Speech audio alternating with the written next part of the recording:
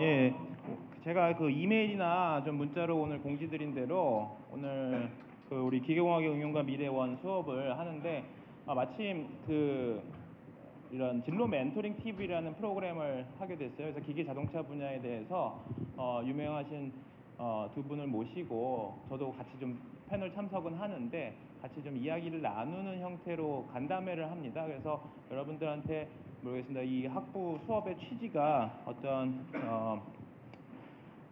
졸업을 하고 나서 어떤 응용 분야가 있는지 그리고 어떤 방향으로 우리가 진로를 택할 수 있는지 그런 것들에 대해서 이제 내비게이션을 하는 어떤 정보를 제공하는 게 취지라서 가장 핏이 잘 맞는다라고 생각이 들었고요. 그리고 어떤 측면으로 보면 사실은 고민을 했었는데 커리어 개발 수업이랑 연계를 할까라고 생각을 했는데 여러분들 대부분이 커리어 개발을 듣고 계실 것 같아서 그냥 기계공학의 응용과 미래원 수업만 같이 연계를 해가지고 진행을 했습니다. 그래서 여러분들 보니까 다들 경영관 찾아오시느라 되게 힘드셨던 것 같아요. 하여튼 근데 좀 아무래도 여기가 250명이 수용이 가능하다고 하더라고요. 그래서 여러분들 좀 더 좀 쾌적하게 앉아서 좀 들을 수 있는 그런 환경을 제공해 드리는 게 더 좋을 것 같아서 좀 이쪽으로 장소를 섭외한 거에 대해서 좀 양해를 먼저 좀 부탁드립니다. 예. 그리고 뭐 어쨌든 오늘 좀 유익한 시간이 되셨으면 좋을 것 같고요. 그리고 가장 중요한 공지사항은 여러분 감상문은 안 쓰셔도 됩니다. 오늘은. 그래서 여러분들 그냥 듣고 어떤 좀 느끼는 시간이 됐으면 좋겠습니다. 예, 감사합니다. 네, 여러분 사전에 안내 말씀드리도록 하겠습니다. 감상문 안 써서 즐거우시겠지만 우리 교수님께서 여러분 중간에 질문하신 학생들한테는 좀 가산점도 좀 주시나요? 네, 네, 그러니까 질문에 따라서 좀 다를 것 같아요. 질문에 따라서 네, 학생들 잘 들으셨다가 질문해 주시면 좋을 것 같고요. 행사 시작 전에 안내 말씀 하나 드리도록 하겠습니다. 아까 들어오면서 보니까 KFC인데 왜 안 주냐라고 말씀을 하셔서 여러분 오늘 행사는 원래 4시부터 5시 반까지인데 지금 여러분이 조금 이렇게 헤매시느라 일정이 조금 늦어졌어요. 그래서 5시 40분에 끝나고 나가실 때 저희가 저쪽 제가 손가락 가리키는 문 쪽에서 햄버거가 준비되어 있습니다. 그래서 햄버거만 준비되어 있는 게 아니라 저희가 세트를 샀어요. 그래서 네, 좋아하시네요. 네. 그래서 여러분들이 나가실 때 받아주시면 되고요. 여러분들이 끝날 때도 아까 감상문 안 써도 된다라고 했을 때 호응이 나와주셨으면 좋겠습니다. 네, 자 그러면 지금부터 시작해 보도록 하겠습니다. 카메라 혹시 됐나요? 네. 자, 그러면 시작하도록 하겠습니다. 안녕하십니까. 저는 진로 멘토링 TV 사회자 문장원입니다. 만나 반갑습니다. 네, 한국과학창의재단 진로 멘토링 TV는 농산 어촌 등에 거주하는 학생들과 각 분야 전문가들이 온라인을 통해 소통의 장을 마련하는 목적으로 진행되는데요. 이번 11월 달에는 기계 자동차 분야 전문가 3분 모시고 한양대학교에서 이야기를 나누어 보도록 하겠습니다. 자, 그러면 오늘 잘생기고 예쁜 대학생 MC분들 먼저 소개 한번 해주실까요? 네, 안녕하세요. 저는 고려대학교 바이오의공학부에 재학 중인 류재승이라고 합니다. 오늘의 주제가 너무 재밌어 보여서 한양대학교까지 오게 되었습니다. 잘 부탁드립니다.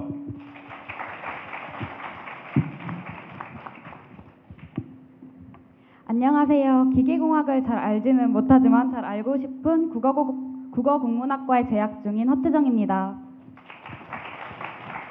네, 여기 두 대학생 MC분들은 여러분들을 대표해서 우리 기업인분들과 교수님께 질문을 드릴 예정이고요.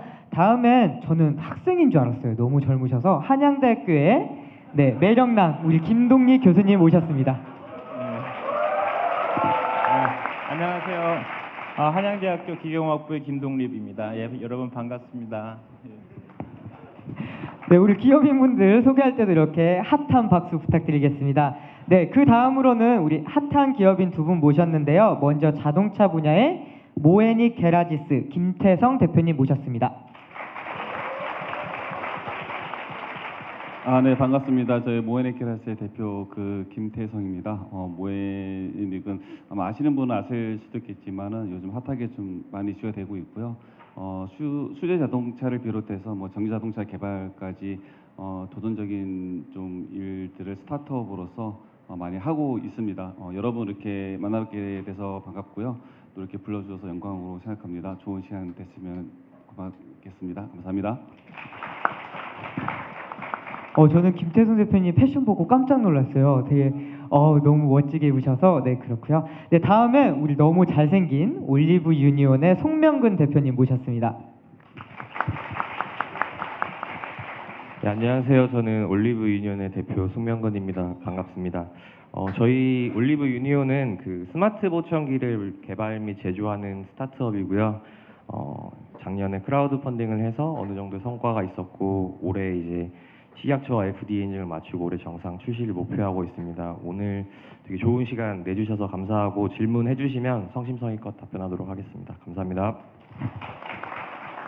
네, 여러분 그 대표님께서 긴장하셔서 짧게 설명을 해주셨는데 올리브 유니온은 스마트 보청기라 해서 보청기계 혁신이라고 네 소문이 나 있더라고요. 그래서 여러분들이 혹시나 궁금하신 분들은 인터넷을 통해서 찾아주시면 좋을 것 같고요. 우리 먼저 대학생 MC들이 우리 기업인 그리고 교수님께 질문을 한번 해볼 거예요. 그러면 교수님과 기업인 분들께서 답변을 해주시면 될 것 같습니다. 우리 질문 한번 해볼까요? 예, 먼저 김동립 교수님께 먼저 질문을 드리겠습니다. 여기 모이신 분들이 다 기계공학부인 분들이 많으신데 교수님께서 기계공학을 선택하셨는데 다양한 학문이 많잖아요. 근데 그 중에서 기계공학을 선택하신 이유가 뭔지 좀 궁금합니다. 네, 저는 이제 원래 저희 친형도 이제 한양대학교 이제 공과대학을 이제 계속 다니고 있었는데요. 그래서 이제 공과대학에 대해서 좀 많이 접할 기회가 어렸을 때도 많이 있었고, 근데 개인적으로는 제가 좀 무엇인가 좀 만들어보고 하는 것들이 막연하게 좋았거든요. 그래서 그런 자동으로 뭔가를 구현하고 하는 그런 것들에 대해서 좀 더 배워보면 재밌겠다라는 생각이 들어서 이제 기계공학을 이제 지원을 하게 되었습니다.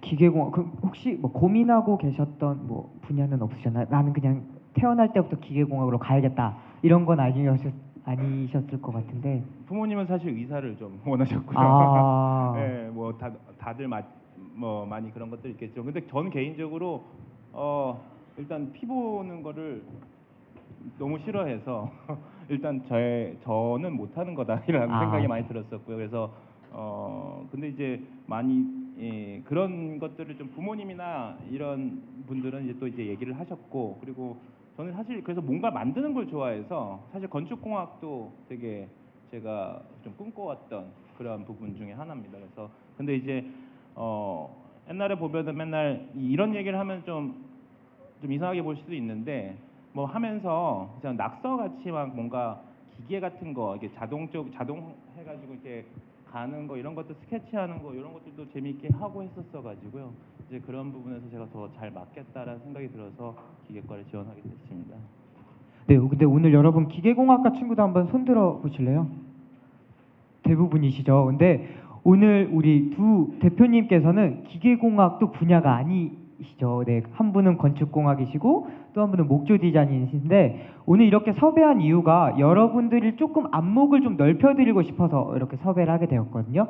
꼭 기계공학이 아니어도 기계공학을 할 수 있고 기계공학을 전공하는 여러분이 또 다른 분야로 할 수 있다라는 걸 보여드리기 위해서 이렇게 섭외했으니까 혹시나 궁금한 점 있으면 좀 이따가 질문해 주시면 좋을 것 같습니다. 그러면 제가 김태성 대표님께 여쭤볼게요. 모라디 게라지스가 소재 자동차 제작 회사로서 자동차 매니아들 사이에서 되게 유명하다고 들었어요. 근데 목재 디자이너셨던데 자동차를 제조하는 것이 매우 독특한 걸로 봤거든요. 제가 사진으로 봤을 때는 모에니 게라지스를 시작하게 되신 특별한 계기가 있으신가요? 네, 좀 많이 좀 받는 질문 중에 하나인데요. 제가 뭐 이렇게 기계 쪽이나 아니면 자동차 관련 쪽을 전공했냐라고 많이 물어보는데, 저는 목재 디자인 아니고 이제 목조형 디자인 가구학과라고 홍대 미대를 나왔습니다. 제가 들어갈 때 홍대 이제 목공예과였고요. 홍대 미대를 해서 저는 사실 창업을 저희 대학교 4학년 때부터 94년도서부터 창업을 시작했어요. 꽤 오래됐죠. 그렇게 안 돼 보이는데 그죠? 구입산업도 창업을 했고요. 졸업할 때서부터 이제 한 20년 넘게 이렇게 창업을 해서 해왔는데 사실 제가 자동차 쪽을 하리라고는 전혀 생각지도 못했습니다. 아주 우연한 기회에 시작하게 됐고요.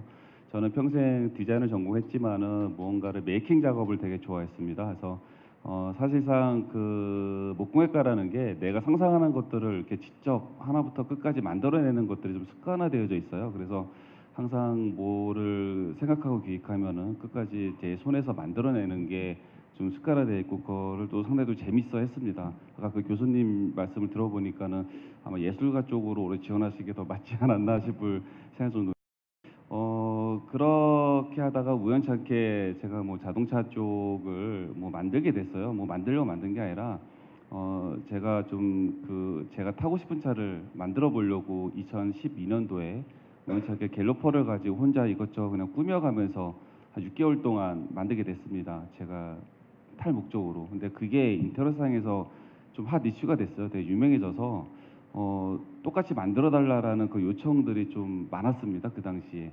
그게 계기가 돼서 자동차 쪽으로 하게 됐는데 제가 조금 남달랐던 부분들은 제가 뭐 엔지니어 출신이나 기계 출신은 아니지만 사실 어떤 그러한 부분들을 조금 좀 집요함이라든지 좀 예술적인 상상이라든지 제가 약간 사실상 보면은 그 엔지니어들이나 뭐 기계공학도들은 상당히 좀 이성적인 부분이 상당히 많지 않습니까? 근데 저는 그게 이성적인 사람이 아니라서 비이성적인 상상을 좀 많이 해요.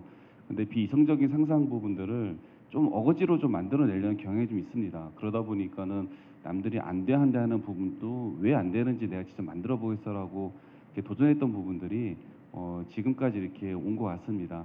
그래서 뭐 저 전공하고는 다르게 왔는데 요즘 어떤 융합의 시대이기 때문에 여러 가지 좋은 어떤 융합과 어떤 복합 뭐 그런 협업 관계에서 새로운 것들이 또 창출될 수 있지 않나라고 생각합니다. 교수님 말씀 들어보니까 교수님은 어떤 창의적인 아이디어를 많이 내고 실질적인 기술은 어떤 또 전문 엔지니어들이 낸 것 같아요. 그래서 대단하다라고 생각이 드는 것 같습니다. 예, 이번에는 올리브 유니온의 송명근 대표님께 질문 드리겠습니다. 예, 송명근 대표님은 디자인 건축학 분야를 전공하신 걸로 알고 있는데 올리브는 말하자면 전공과는 좀 다른 쪽 기계 쪽이라고 말할 수 있잖아요. 근데 이러한 올리브를 개발하면서 뭐 어려운 점이나 지식적으로나 뭐 다른 부분적으로나 좀 어려운 부분은 없으셨는지 궁금합니다. 저는 일단은 그 삼성 디자인 학교라고 그 한국에서 삼성전자가 예전에 오픈을 했던 사디라고 불리는 곳에서 제품 디자인을 공부를 하고 있었습니다. 그 연계해서 삼성전자 무선사업부에서 한 2년 정도 노트북 사업을 이제 추진하고 이제 디자인이 단순히 겉 모양만 디자인하는 것이 아니고 제품 기획을 하고 안에 들어가는 회로물부터 기구물까지 설계에 다 참여를 하는 팔로업을 한번 진행을 한 상태에서 이제 학부는 이제 그 미국으로 유학을 가서 건축학을 마무리하고 더 사실은 이제 석사 과정을 밟으면서 더 이제 건축 쪽으로 가려고 했던 찰나에 저희 친척분께서 이제 난청을 앓고 계셔서 그 보청기를 사고 구매하시고 착용하시는 점에서 되게 모순점을 많이 발견했어요. 그 부모님 중에 보청기를 착용하시는 분이 계실지도 모르겠지만 한쪽에 200만 원이 넘어요. 근데 사실 노트북이 더 싸잖아요. 근데 노트북 부품수가 보청기 부품수의 한 100배가 넘어요. 근데 부품수도 적고 기술력도 요즘 핸드폰이나 노트북보다 더 고급스러운 기술이 아닌데도 왜 그렇게 비싸야 하는지를 이제 시장을 검토하고 여러 가지 검토하다 보니까 되게 문제점이 많은 걸 확인을 하고 과감하게 저는 석사를 중퇴를 하고 이제 보청기를 해야겠다라고 생각을 하고 이제 한국에 들어와서 이제 보청기를 시작하려고 보는데 아시다시피 말씀드렸다시피 저는 이제 디자인 백그라운드고 건축 설계 백그라운드를 하다 보니까 제가 기술력이 없잖아요. 그래서 일단은 뭐 논리적으로 이해되는 개념도 컨셉적인 다이어그램 정도의 컨셉만 가지고 제가 좀 이곳저곳 많이 뛰어다녔던 것 같아요. 그래서 이제 구로나 안양이나 뭐 상암동에 이렇게 여러 가지 이제 그 노하우 많으신 분들을 찾아다니면서 되게 많이 여쭤봤던 것 같아요. 그때는 뭐 저도 뭐 버스 타고 걸어 다니고 막 정말 열심히 다녔죠. 막 일산에 있는 킨텍스 전시회도 가고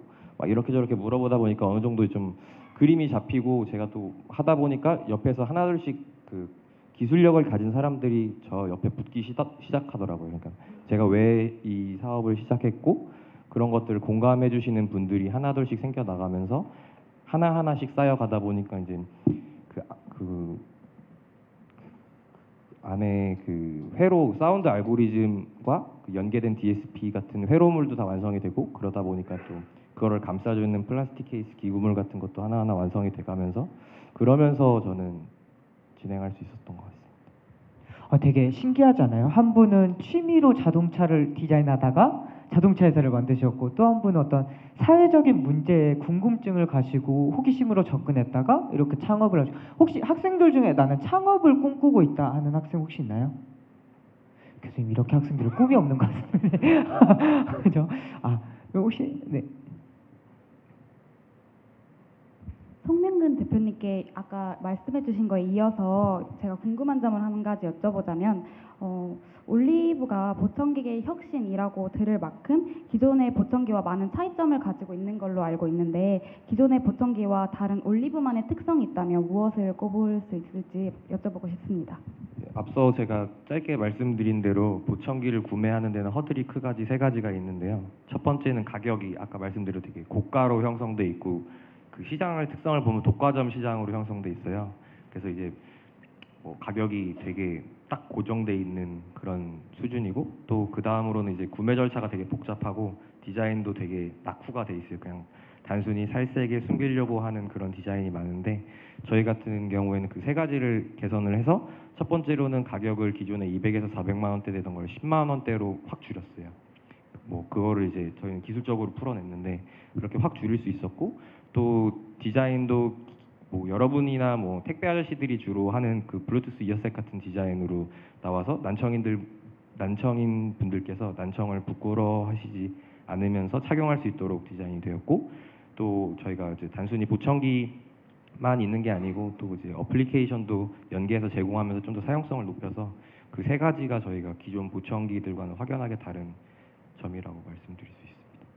교수님 근데 여기서 궁금한 게 생겼는데 보청기라는 기계잖아요. 근데 기계를 어떤 가격대가 200에서 이제 10만 원대로 떨어뜨렸다고 대표님께서 말씀하셨는데 이런 게 가능한가요? 어떻게 기계적으로 보셨을 때?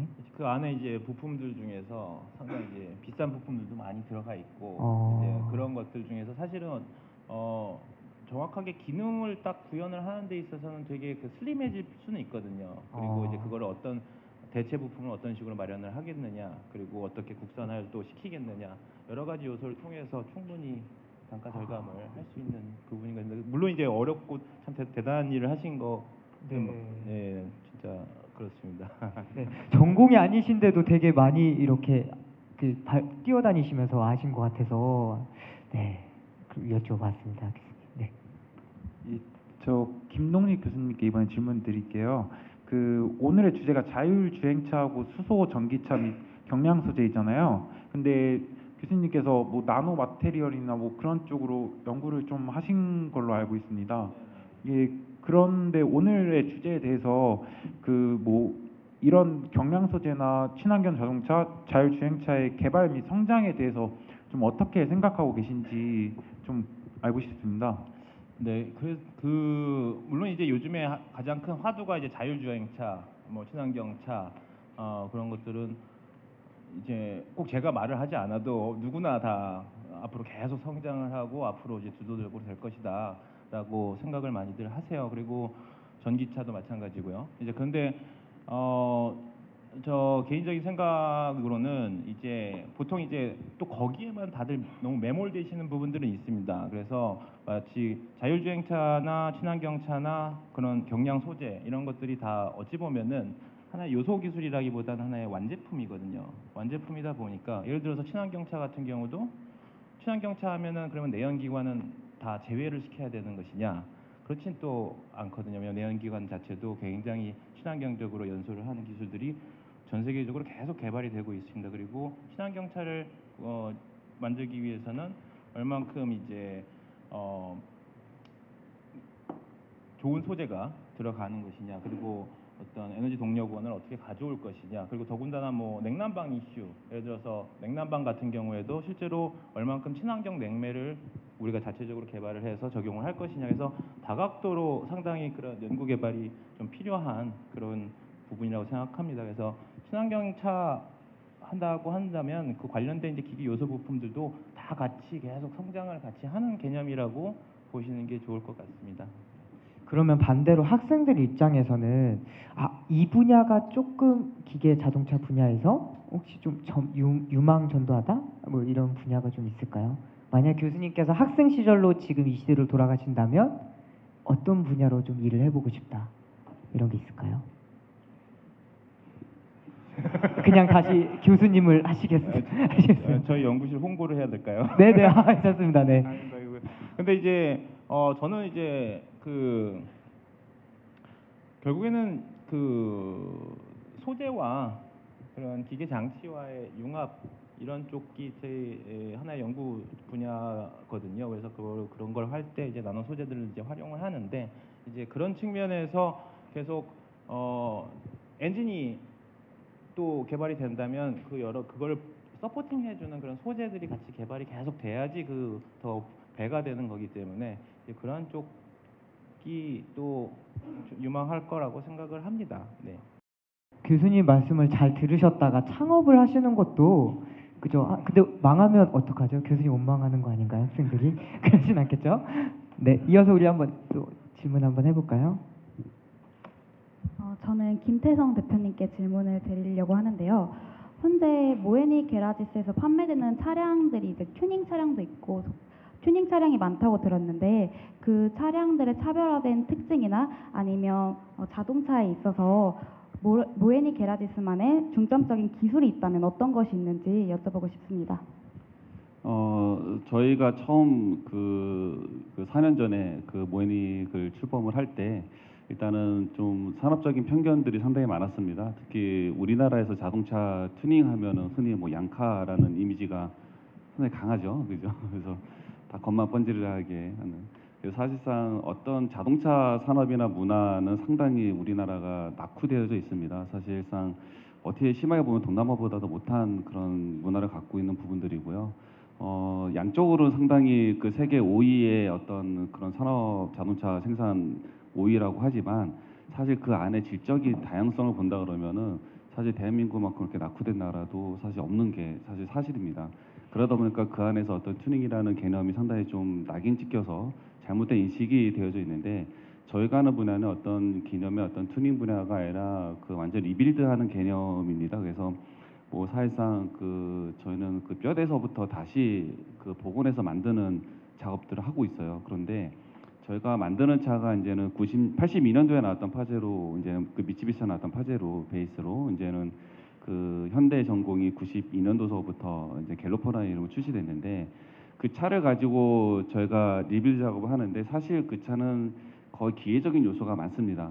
요즘 흔한 말로 그냥 불안자라고 하는 얘기가 있고요. 그 ECU 적용 안 되어져 있고 가장 기계적인 90년도의 아날로그의 어떤 기계적인 감성을 담긴 차이기 때문에 사실상 기술적으로 이렇게 어려운 부분들은 사실상 없습니다.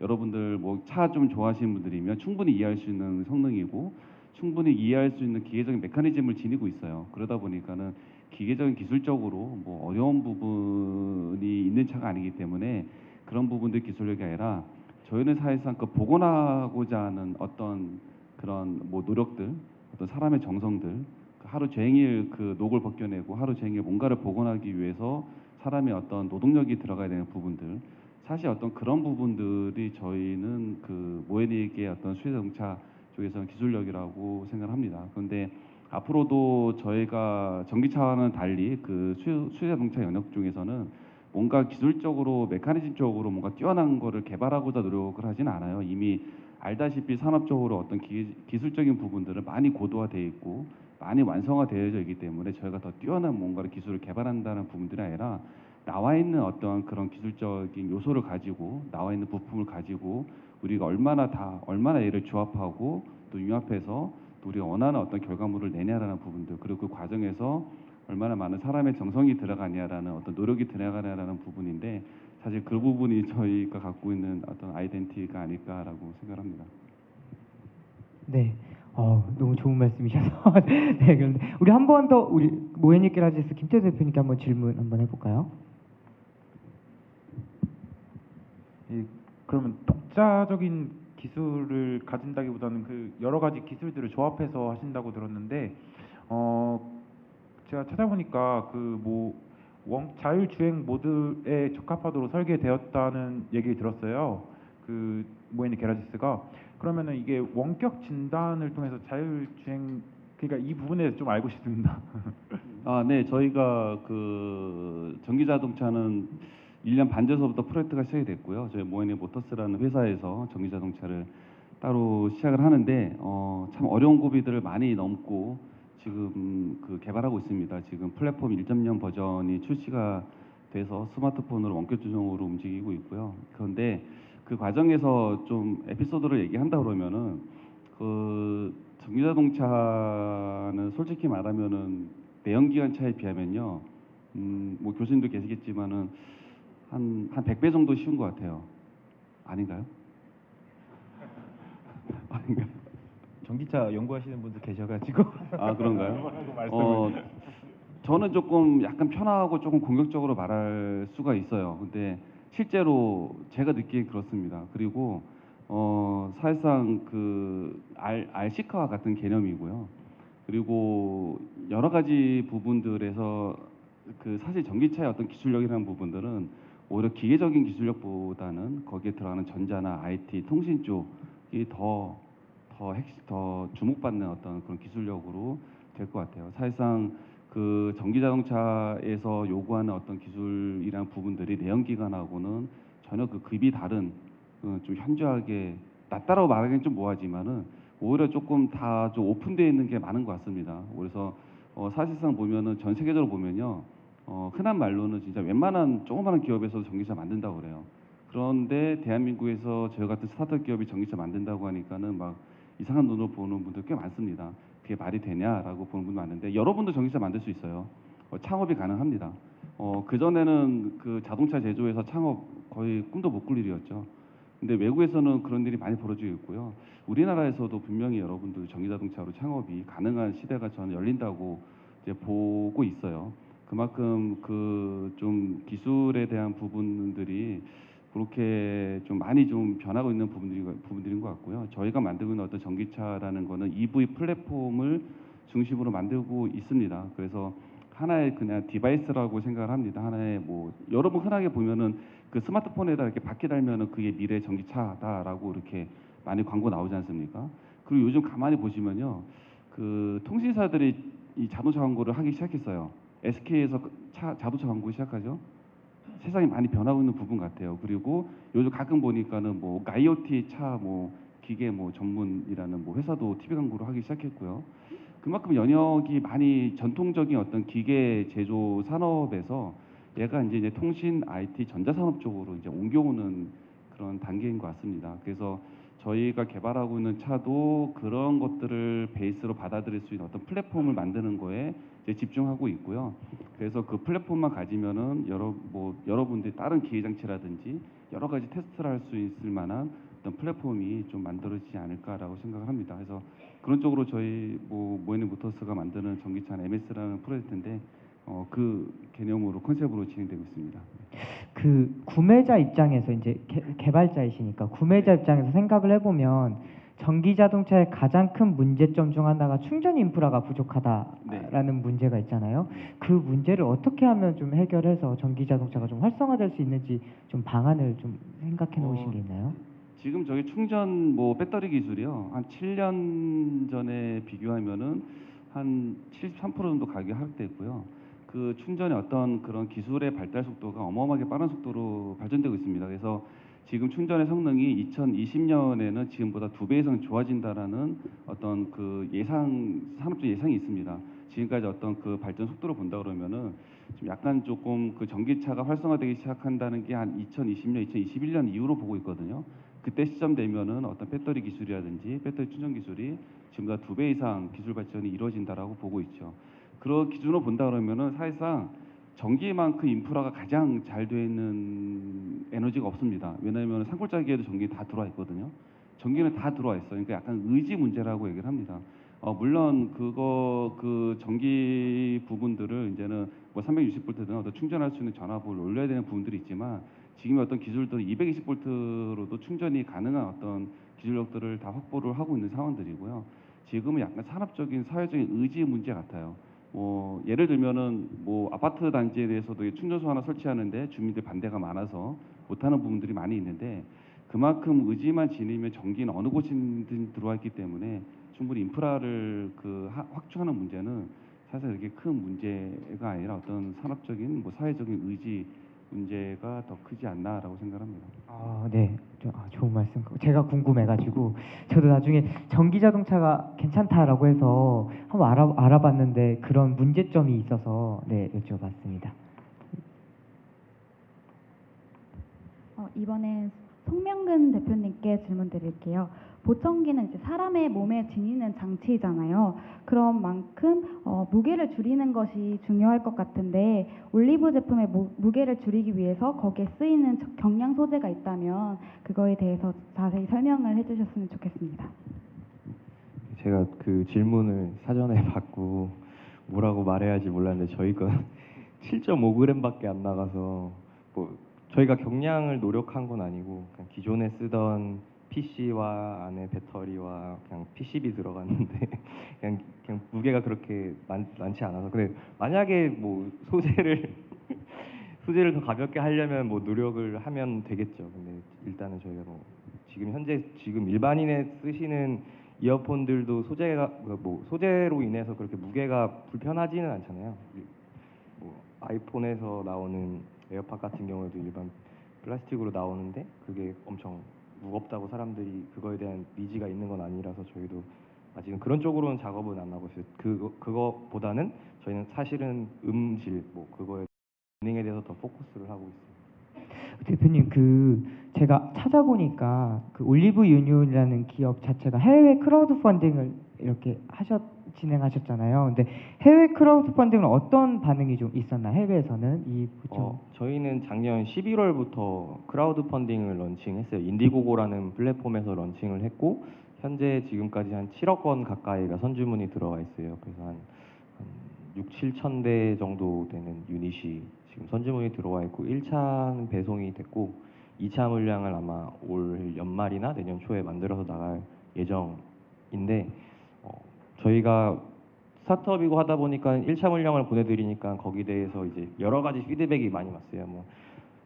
어떤 분들은 되게 좋아하시는 분도 있고 어떤 분들은 정말 싫어하시는 분도 있고 환불을 요구하시는 분들도 있고 근데 그런 것들은 저희가 이제 하나하나 개선해 나가면 되는 포인트라고 생각을 하고 그러한 개선된 부분을 2차 물량에서 수정을 해서 한 번 더 보내드리고 그 다음에 이제 저희가 이제 정상적으로 출시를 하게 되면 더 좋지 않을까 생각은 하고 있어요. 그래서 현재 저희는 지금 뭐 롯데 계열사 그리고 미국의 아마존, 타겟이라는 좀 대형마트도 있고 또 까르푸라고도 그런 곳하고도 잘 얘기가 되고 있어서 아마 제품이 어느 정도 출시가 확정이 되면 이제 그런 채널들 통해서 제품이 출시될 것 같습니다. 국내보다는 좀 해외가 좀 핫한가요? 이 제품? 예, 저희 이게 이상하게 우리나라와 일본에서는 그 사회적 인식 때문인지 모르겠는데 좀 난청이 있음에도 불구하고 보청기를 착용하는데 약간 기피하시는 그런 것들이 있는 것 같더라고요.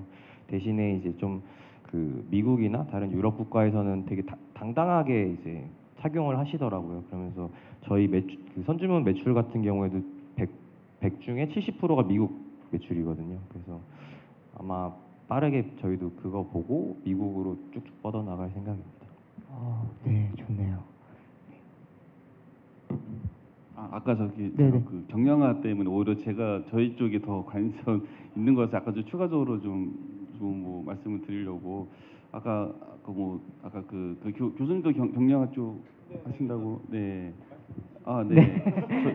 저희도 경량화가 상당히 중요한 이슈 중에 하나이기 때문에 많은 연구 과제들이 이루어지고 있는데요. 그러니까는 특히 이제 전기차 쪽은 경량화가 가장 중요한 기술 중에 이제 하나입니다. 그래서 저희가 2차로 들어가는 거는 이제는 플랫폼 플레임을 알루미늄으로 하는 거는 기본적으로 들어가는 부분들이지만 강성을 확보하는 부분들 쪽에서 많이 연구가 이루어지고 있고요. 그 다음 소재가 이제 마그네슘 소재, 이제 포스코랑 같이 뭐 협업해서 마그네슘 쪽을 적용하는 부분들이 되고 있는데요. 근데 요즘 많이 움직이는 부분들이 결국은 경량 알루미늄, 마그네슘 소재 같은 부분들이 연구가 많이 이루어지고 있는데, 또 하나 지금 연구가 또 많이 이루어지고 있는 부분들이 이제 복합 소재 쪽에 또 연구가 많이 이루어지고 있습니다. 그래서 그 전에 우리나라 몇 기업들이 이제 플라스틱 관련 뭐 외장 뭐 했던 그 기업들이 조금씩 이제는 그 자동차 바디 쪽에 많은 관심을 갖고 계세요. 그래서 이제는 철로 만드는 바디가 아니라 이제 복합 소재 플라스틱 쪽으로 만드는 그런 어떤 소재 부분에 대해서 많이 지금 그 연구 투자를 이번 전기차 어떤 시대에 맞춰서 하려고 많은 산업적인 움직임이 있는 것 같습니다. 그래서 사실 경량화 부분 상당히 중요한 부분이라서 여러 가지 다양한 소재에 여러분들이 많이 관심을 좀 가져주시면은 좀 좋은 성과가 있지 않을까라고 생각 들고, 저희들도 플라스틱 쪽, 심지어는 플라스틱으로 프레임도 만들 수 있다라고 말하는 데도 있습니다.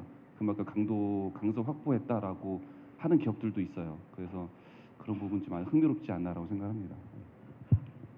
뭐 아까 전에 좀 그 대표님 말씀에 좀 더 부연 설명을 드리자면, 그 전기차 아까 전에 좀 제가 이제 그 전기차는 쉽다라고 말씀하셔서 약간 좀 오해의 소지가 있을 것 같아가지고 좀 더 부연 설명을 드리자면, 실제로 말씀하신 것처럼 전기차를 제작하는 그런 중소업체라던가 이런 것들은 되게 많습니다. 그래서 한데 이제 예전에 보면 이제 내연기관 베이스의 이제 자동차를 만드는 회사는 거의 이제 웬만하면 엄두를 낼 수가 없죠. 이제 그런 만큼 이제 굉장히 많은 기술력과 어떤 많은 자본이 필요한 이러한 산업에서 좀 더 이제 그 좀 라이트해지는 그러한 부분들이 생기는데요.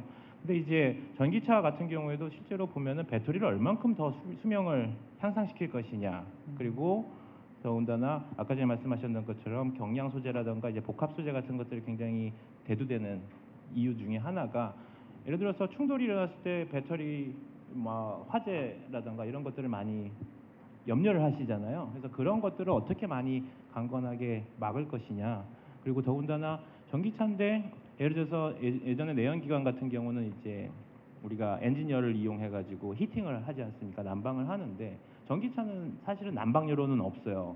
그러다 보면은 오히려 그냥 배터리 열을 가지고서 할 것이냐, 아니면 배터리를 전기 히터를 쓸 것이냐, 그건 굉장히 이제 굉장히 효율이 낮은 그러한 작업이기 때문에 오히려 뭐 히트펌프 같은 난방 장치를 도입을 해가지고 난방 열원을 공급을 할 것이다. 뭐 이런 것들 다각도로 좀 많이 되고 있습니다. 그리고 더군다나 전체적으로 인티그레이션을 시켰을 때도 그러면 배터리를 얼만큼 효율적으로 계속 그 컨트롤링을 하면서 그런 전기 제어를 하면서 한정돼 있는 배터리를 가지고 더 안전적이고 더 장거리 운행을 할 수 있게끔 하는 그러한 연구들이 많이 진행됩니다. 그래서 말씀드리자면 그러한 쪽을 더 개발하는 쪽은 굉장히 챌린징한 파트고 많은 분들이 모여서 고민하는 그런 부분이고요. 말씀하셨던 그런 인티그레이션을 하는 측면에서는 사실 뭐 폄하하는 건 아니고 상대적으로 진입 장벽이 좀 낮은 그러한 형태 그런 거고, 근데 어쨌든 그러한 기업체를 일구셔가지고 이렇게 끌어올리신 거에 대해서 되게 대단하다고 저는 이제 존경을 합니다. 네. 자동차 얘기 듣다 보니까 요즘 이제 자동차 안전 문제에 대해서도 이야기가 되게 많이 나오고 있잖아요. 최근에 이제 좀 불미스러운 일도 있었고 자동차로 아까 뭐 화재 발생 위험도 있었고, 그런 안전 문제 전기 자동차 어떤 위험들이 있을까요? 뭐 화재나 또 교수님 혹시 글쎄요. 그거는 화재가 가장 크게 화재 생각을 할수 그런가요? 있는, 아까 경량 소재도 말씀해 주셨으니까 경량 소재를 했을 때도 좀 안전 문제가 있지 않을까요? 어떤 운전자의 네, 가장 뭐 염려스러운 부분들은 어떤 안정성 확보, 뭐 충돌됐을 때, 뭐 전복됐을 때, 사고 났을 때라는 부분인데, 사실 그게 약간의 좀 편견도 분명히 있어요. 왜 그러냐면은 그 부분들은 어떤 신뢰도 문제이기 때문에 대기업에서 수백 명, 수천 명의 엔지니어들이 설계한 게 더 안전하지 않겠냐라고 하는 부분들, 그리고 조그만 중소기업이나 그런 작은 기업에서 만들면은 이거 너무 좀 불안하지 않을까, 뭐 허접하지 않을까, 어디 사고 나면은 그냥 다 죽는 거 아닐까, 약간 그런 부분도 있는데요. 한 가지 제가 어디서 책을 봤을 때 그게 있어요. 저기 그 어떤 오버스펙이라는 부분들이 있는데요. 기업이 처음에 무언가를 만들 때 자본력이 없고 연구 능력이 없을 때는요, 무조건 오버스펙으로 갑니다. 그렇게 가게 돼 있어요. 기술력이 많이 없으니까는. 그래서 저희가 옛날 70년, 저희가 80년대, 90년대 지금 갤로퍼 뜯어보면요, 상당히 튼튼하게 만들었어요. 그런데 요즘 차를 뜯어보면요, 그렇게 튼튼하게 만들지는 않았어요. 그만큼 기술력이 좋아져서 옛날에는 강도 계산을 못하니까는 그냥 무식하게 철로 갖다가 쓰던 거를 지금은 이렇게 플라스틱으로 대용을 많이 합니다. 그만큼 처음에 만드는 어떤 설계 기준들이 오히려 중소기업들이 보면은 좀 무식하게 오버스펙을 쓰는 게 있어요. 그런데 그게 왜 가능하냐면은 지금의 어떤 설계나 어떤 그런 부분들이 사실상 그 세계적인 어떤 기술력 수준들이 지금 뭐 60년대, 70년대가 아니거든요. 이미 어느 정도 시뮬레이션 다 나올 수 있고 소재라든가 그런 부분들이 나와 있는 부분들이 많이 있기 때문에 사실 기업이 만들 때 좀 더 튼튼하게 만들겠다라는 어떤 인식만 있다 그러면은 사실상 안전성 문제에 대해서는 사실상 지금은 크게 걱정할 것 같지는 않아요. 근데 다만 새로운 소재를 쓸 때가 문제인 것 같아요. 아무도 데이터가 없습니다. 뭐 마그네슘을 썼을 때, 알루미늄을 썼을 때, 그리고 어떤 복합 소재를 썼을 때 그거에 대한 어떤 데이터 부분들이 산업적으로 갖춰져 있지 않다 보니까 그런 부분 쓸 때가 가장 좀 조심스러워야 되지 않냐라는 부분인 것 같아요. 그래서 사실상 뭐 아까 교수님 말씀하신 대로 전기차에서는 가장 배터리의 어떤 폭발이라든지 화재 위험이 가장 큰 리스크인 것 같고요. 사실 그 다음 거는 일반 자동차하고 똑같은 안전 이슈는 똑같다라고 봅니다. 그래서 전기차라고 해서 특별히 더 위험하지 않냐라는 부분이 아니라 그거는 내연기관차나 뭐 전기자동차 똑같은 안전성 문제에서는 똑같은 이슈가 이제 있지 않나라고 생각합니다. 아, 네, 감사합니다. 우리 질문 한번 해볼까요? 예, 김동린 교수님께 질문 드리겠습니다. 그 교수님에 대해서 찾아보다 보니까 그 스티커처럼 붙여 쓰는 태양전지인 솔라셀 스티커에 대해서 알게 되었습니다. 이거는 정말 획기적이라는 생각이 드는데요. 이것이 기존의 태양전지와 좀 다른 점과 그리고 이것이 많이 적용될 수 있는 어플리케이션 그런 거에 대해서 좀 알고 싶습니다. 네, 그 솔라셀 스티커 같은 경우는 처음에 이제 그거를 의도하고 개발을 했던 건 아니었고요. 이제 어떤 이제 연구를 하다가 갑자기 어떤 프로세스가 다 진행이 됐는데 저희가 만든 디바이스 레이어가 통째로 그냥 벗겨지더라고요. 근데 이제 어찌 보면 이제 페일리어가 난 셈이었는데 우리가 의도하지 않게. 근데 이제 그 통째로 벗겨지는 현상을 보고서 차라리 이러한 걸 이용을 한다면 하나의 방막으로 태양전지를 만들 수 있지 않을까라는 아이디어에서 그걸 개발을 하게 되었고요. 그 큰 모티베이션이라고 한다면 우리가 태양전지 하면 이제 큰 딱딱하고 큰 건물 위에 설치되어 있는 판넬을 주로 생각을 합니다. 근데 이제 사실 태양전지 이용해가지고 자동차를 뭐 동력을 공급하겠다라고 했을 때 그렇다고 그런 전광판 같이 큰 거를 달고서 다닐 수는 없지 않습니까? 이제 그러다 보니까 이제 솔라셀 스티커라는 개념이 나오면서 이게 굉장히 플렉서블하고 어디든지 어태처블한 이러한 특성을 갖고 있기 때문에 이러한 어떤 유선형으로 생겨진 그런 자동차 위에 예를 들어서 루프에다가 부착을 해가지고 이제 보조 동력을 공급을 하는 거죠. 왜냐하면은 태양전지의 좀 문제점이라고 한다면 상시성이 있습니다. 사실 항상 쨍쨍 비치는 날만 있는 건 아니기 때문에 흐린 날도 있고 어두운 날도 있기 때문에 항상 그런 전력을 생산하는 시기가 한정돼 있다라는 거가 좀 한계점입니다. 그래서 보조 동력원으로서 전기를 공급하는 이러한 컨셉이고요. 솔라셀 스티커의 하나의 장점이라고 말씀을 드릴 수 있다면 아까 전에 말씀드렸던 결국에는 차가 멀리 가기를 원하는데요. 그러려면 이제 경량화가 이루어져야 되고요. 경량화를 할 때 당연히 이러한 스티커 같은 경우는 충분히 가볍게 그리고 마찰 그런 유동 저항을 늘리지 않으면서 적용이 가능한 제품이라고 생각을 합니다. 네. 근데 진짜 신기하네. 원래 이걸 의도하고 만드신 건 아니고 다른 어떤 걸 준비하시다가 이 실패해서 뭔가를 얻으신 거네요. 네네네. 사실 처음에는 이제 이게 왜 벗겨질까 자꾸 안 벗겨지려고 그 딜레미네이션이 자꾸 이루어지니까 이제 그거가 안 되게끔 자꾸 노력을 하다가 차라리 그러면 이 딜레미네이션 된 걸 한번 이용을 하자 이런 취지로 연구 개발이 좀 더 진행이 됐습니다. 네, 교수님 대단하지 않으신가요? 아닌가요? 네.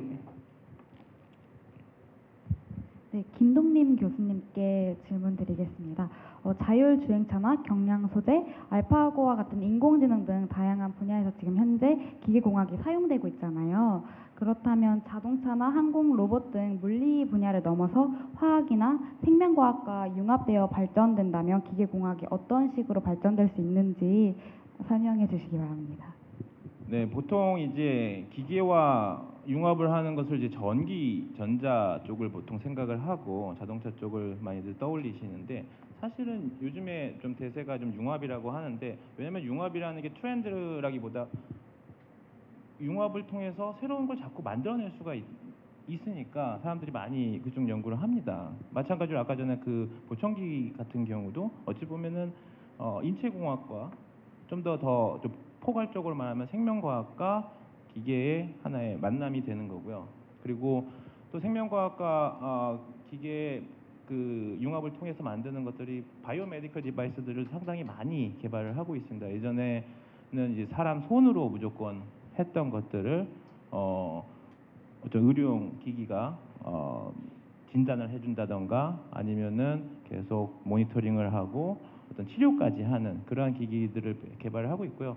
그리고 실질적으로 생명과학에서 이제 합성생물학 같은 어떤 연구 개발을 하는 데 있어서도요.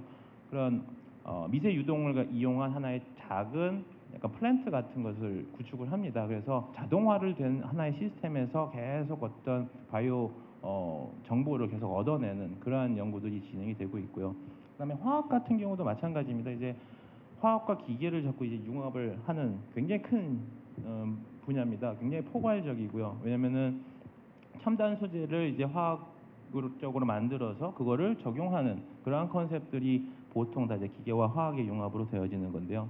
왜냐면은 기존의 설계가 향상시킬 수 있는 포션이 한 100이다라고 한다면 실제로 소재가 바뀜으로써 상상되는 그런 증가폭이 굉장히 큽니다. 그래서 그런 이유 때문에 다들 이제 화학과 기계를 융합을 시키려고 많이들 합니다. 그래서 뭐 여담으로는 많이들 여기 있는 학생들이 저는 화학보다는 물리가 좋아서 왔어요라고 하는 친구들도 의외로 많습니다. 근데 의외로 화학과 기계, 물리가 서로 만났을 때 더 시너지가 나는 것이 굉장히 많다라고 말씀을 드리고 싶습니다. 어떻게 정리하자면 이제 기계공학과 융합할 수 있는 좀 유망한 분야는 화학과 그다음에 생명과학, 네, 그 물리, 전기, 네, 학생분들 그 잘 들으셨다가 복수 전공하는 것도 그죠? 그래서 좀 약간 좀만 좀 첨언을 드리자면 기계공학 쪽은 사실 하나의 플랫폼을 만드는 플랫폼이 되는 기반이 되는 학문입니다. 그래서 그러다 보니까 융합을 하기에 상당히 그 최적의 그런 플랫폼을 제공을 할 수가 있기 때문에 그래서 그런 융합이나 이런 것들이 되게 자유도가 높은 그러한 학문이라고 좀 말씀을 드리고 싶습니다. 네. 네, 이번엔 송명근 대표님께 질문 드리겠습니다. 그 올리브는 스마트폰과 보청기의 만남으로 알고 있는데요. 스마트폰을 통해서 청각 능력을 검사하고 주파수 조정이 가능하고 뭐 청력 검사 센터를 방문하지 않아도 돼서 매우 편리하다고 알고 있습니다. 근데 스마트폰을 잘 다루지 못하시는 어르신 분들 같은 경우에는 약간의 어려움이 있지 않을까 생각되는데요. 어떻게 생각하십니까? 제가 처음 보청기를 만들어야겠다 생각을 하고 그럼 누구한테 이것을 기능을 제공해야 될까를 리서치를 했는데 처음에 봤던 도표가 통계청에서 나온 난청인에 대한 연령대 통계인데 65세 이상의 난청인이 전체의 50%도 되지 않는 거예요. 우리나라에서도. 그래서 난청인 제가 열심히 해서 보청기를 만들어서 새로운 걸 내놨다고 한들 이게 모두 다 노인에게만 해당되는 거는 아니구나. 그러니까 좀 더 젊게 생각을 해보자라고 생각을 해서 스마트폰 어플리케이션까지 오게 된 거고 현재 저희가 한 60대 그 베타 유저분들이 저희 거를 사용해 주시는 분들이 계신데 저희 사실 아버지도 60대거든요. 제 아버지도. 근데 핸드폰 저보다 많이 쓰세요. 그래서 잘 활용을 하시더라고요, 생각보다. 그래서 또 그 보청기 같은 경우에는 주로 이제 본인이 불편한 것보다는 타인이 선물해 주는 케이스가 많은 제품이에요. 그러니까 나는 그냥 하는데 이제 주변 사람들이 너무 못 듣는 거 아니냐 이러면서 이제 보청기를 선물해주는 아이템 중에 하나라서 예를 들어 아들이나 자식 같은 분들이 이제 선물을 해주게 되는 케이스가 많은데 그러면 이제 타인의 스마트폰으로 이제 청력 검사를 해주면 되는 거거든요. 그래서 그런 부분은 뭐 저희가 생각보다는 수월하게 진행되고 있는 예 그렇습니다. 제가 문득 궁금한 건데 제가 청각 검사 같은 걸 하면 정말 조용한 곳에서 진행을 하잖아요. 근데 스마트폰으로 하게 되면 주변 소음이라고 해야 될까요? 그런 부분이 들어가게 되면 이제 주파수 조정을 해야 되는 부분인데 그런 주변 소음으로 인해서 주파수 조정이 좀만 잘못돼도 그 오히려 기능을 오히려 더 못할 것 같은데 그런 부분은 어떻게 좀 해결이 되나요? 아마 학생분들이라서 아직 종합 검진을 안 받아보셔서 청력 검사를 많이 안 해보셨을 것 같은데 통상적으로 청력 검사를 하게 되면 이제 아주 조용한 방에 가서 이제 헤드폰을 끼고 삐삐삐삐 주파수별로 나오는 소리의 크기에 따라서 이제 들립니다 안 들립니다를 말하면서 이제 그러면 이제 주파수 대역별로 이제 그래프가 이렇게 나와요. 그럼 그걸 가지고 이제 청각사, 청음사 혹은 의사들이 진단을 하고 그거에 따라서 보청기를 세팅해주는 방식인데 저희는 그거를 할 수가 없으니 하고자 하지 않으니 스마트폰의 마이크와 그 저희 보청기에 있는 마이크로 주변 소음을 센싱을 해서 통상적으로 그 청력 검사를 할 수 있는 인지 가능한 데에서 저희가 끊어요. 그래서 이제 그거를 이하로 이제 소음이 발생하지 않는다 하면 저희가 이제 프로시드를 시켜요, 진행을. 그런 식으로 보완이 됐고 그러다 보니까 이제 뭐 그것뿐만 아니고 여러 가지 그런 청력 검사의 일괄적인 부분, 그 일반적인 부분들이 어떻게 보면 의학적으로 되게 중요한 사항이잖아요. 그래서 현재 저희는 그 순천향대학병원하고 그 삼성의료원하고 중앙대학병원 그 이비인후과 선생님들하고 같이 하나하나씩 쌓아가고 있어요. 지금도 지금 순천대학병원에서 이제 임상을 진행하고 있고 그런 걸 어떻게 보면 캘리브레이션의 문제거든요. 그런 거는 이제 시간이 지나면 옵티마이전이 되기 때문에 그런 거는 저희가 이제 시간이 지나면 지날수록 더 정교해지고 그럴 거라 생각하고 있습니다. 진짜 지금 문득 든 생각인데 두 분 대표님께서 정말 우여곡절도 많고 제품 개발도 계속 하시고 이러시잖아요. 근데 이제 창업을 하셨으니까 혹시 창업을 꿈꾸는 학생들이 또 궁금해하실 수도 있을 것 같아요. 창업을 하면 어려웠던 점들이 있잖아요. 제일 어려웠던 부분이 두 분 다 어떨 때 가장 힘드셨었나요? 창업. 네, 먼저 오해니께라 대표님께서 먼저. 갑자기 뭐 생각을 하시는 것 같아요. 뭐 어떨 때 힘들었지? 네. 가장 힘들었을 때. 저는 창업을 그래도 좀 여러 번 한 편입니다. 한 세네 번 했는데요. 94년도에 대학교 때 가구 회사를 처음에 창업을 했습니다. 그런데 처음에 창업한 회사가 흔한 말로 대박이 났어요. 그래서 안세병원 사거리에도 저희 큰 건물 하나 매장 쓰고 있었고 전국에 한 40여 군데 그 대리점들이 있었고요.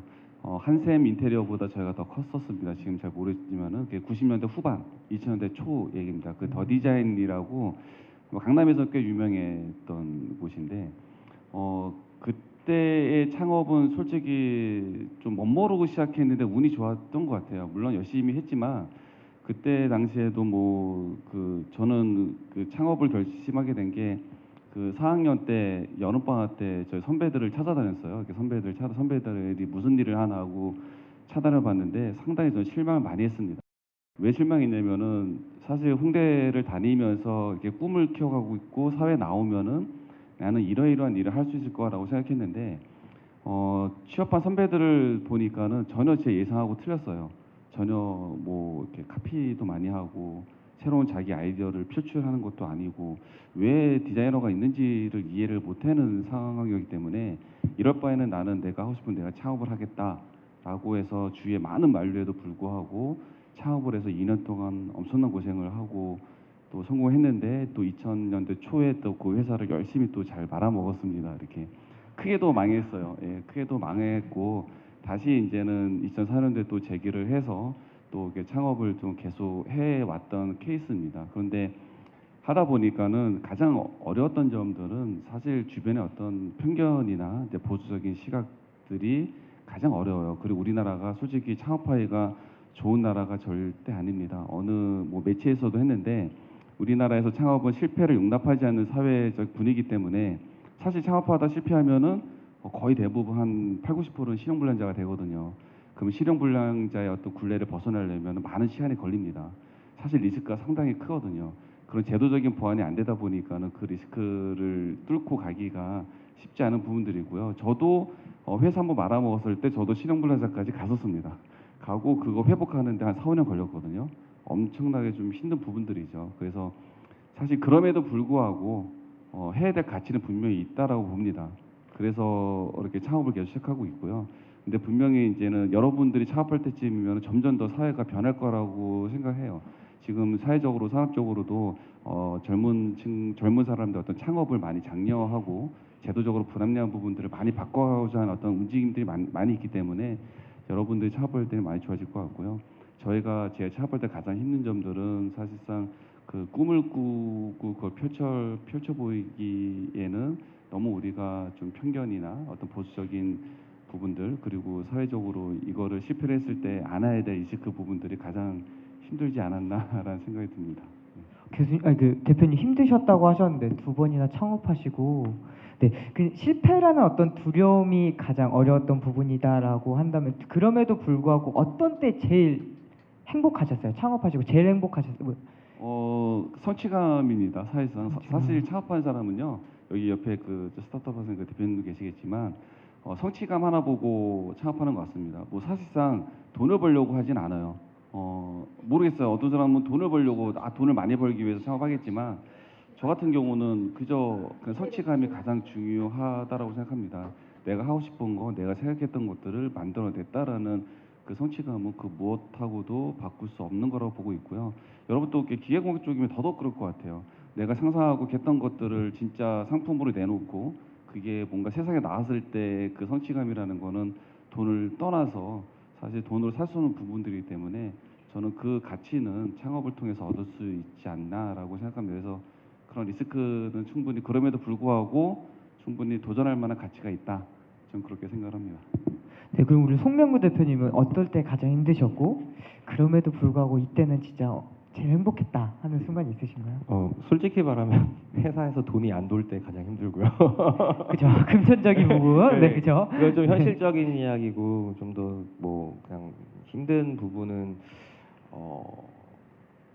제가 생각하고 그런 방향이 변수가 되게 많아서 항상 그런 것들을 가지치기 하면서 이렇게 뻗어나가고 있음에도 불구하고 어딘가 한계가 보일 때 그런 것들이 좀 힘든 부분인 것 같아요. 말씀해주신 대로 이제 뭐 그 저뿐만 아니고 현재 지금 스타트업 그 씬에서 열심히 활동하고 계시는 대표님들을 다 만나 뵈면 되게 그 자아 실현 혹은 성취감에 대한 욕구가 되게 강하세요. 그래서 말씀하신 대로 돈을 막 엄청 잘 벌어서 막 뭐 주커버그처럼 돼야겠다 이런 허무맹랑한 소리 하시는 분 생각보다 많이 없으시고 이런 거를 만들어서 타인이 내 서비스나 제품을 활용할 때에서 보는 그 쾌감을 되게 좋아하세요.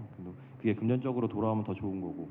근데 그렇게 하려고 함에도 불구하고 이제 너무 많은 예상치도 못한 너무 많은 그 어려움들이 있기 때문에 그런 것들을 볼 때마다 조금은 좌절할 때도 있고 그런 것 같습니다.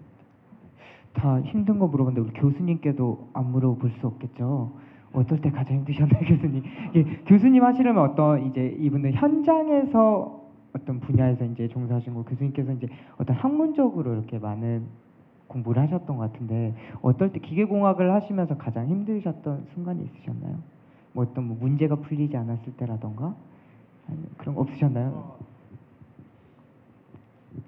네, 뭐 저도 사실은 뭐 이렇게 갑자기 뭐 짠해가지고 말씀드리는 건 아니고요. 왜냐면은 다들 항상 잘된 케이스를 가지고서 이야기를 하고 있기 때문에 다들 항상 좋은 일만 계속 반복적으로 해서 연구 개발을 하더라도 좋은 성공 사례만 자꾸 만들어 왔구나, 되게 럭키했구나라고들 많이들 생각을 합니다. 근데 실제로는 글쎄요, 제가 여러 가지 연구를 하면서 안 되는 게 거의 일상생활이었던 것 같아요. 그래서 항상 처음에는 되게 제 지도 교수님도 똑같이 저한테 해주셨던 말씀이 뭐냐면, 아니 뭐 배드 리절트가 굿 리절트다. 왜냐면은 배드 리조트를 가지고 그 다음번에 어떻게 개선을 할지만 생각을 하면 되는 거고 어차피 처음부터 좋은 결과가 나올 거라고 생각하지는 않았다라는 거죠.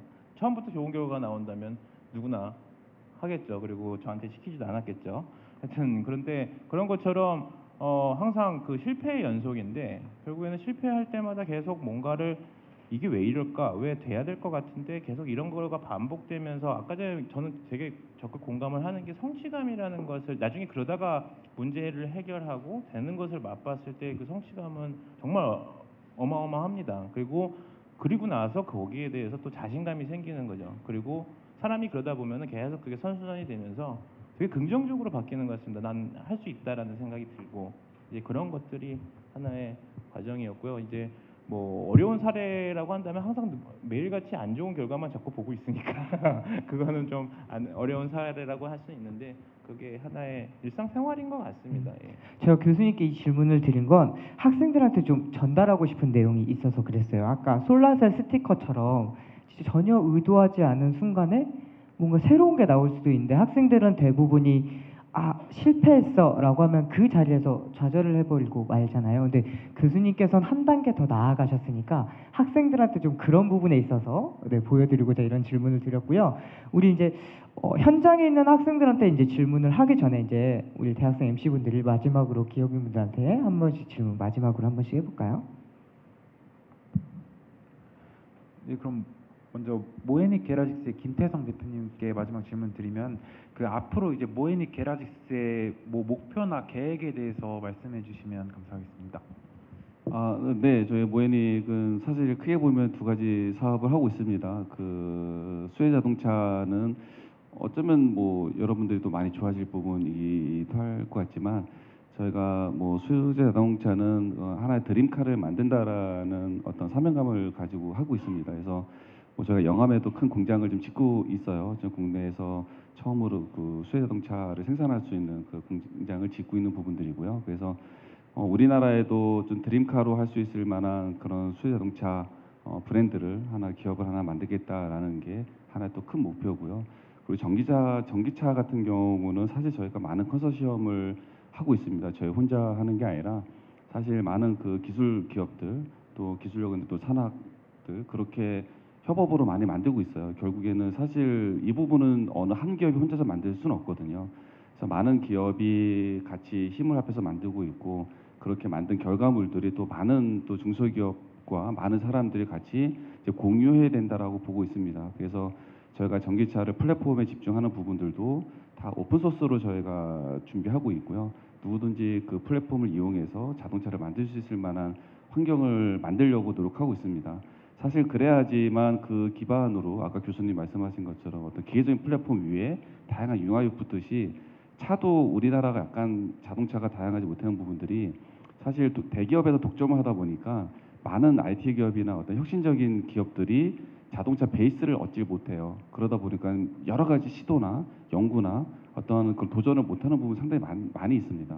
그래서 어떤 그런 부분들이 이제 조금 미약하나마 저희가 좀 시작으로 전기자동차에서 어떤 새로운 어떤 아이디어나 혁신들이 계속 좀 기반으로 나왔으면 하는 어떤 그런 목표를 갖고 있습니다. 네, 감사합니다. 또 네. 그러면 올리브 유니온 송명근 대표님께서도 올리브 유니온의 앞으로의 목표나 계획에 대해서 한 말씀 해주세요.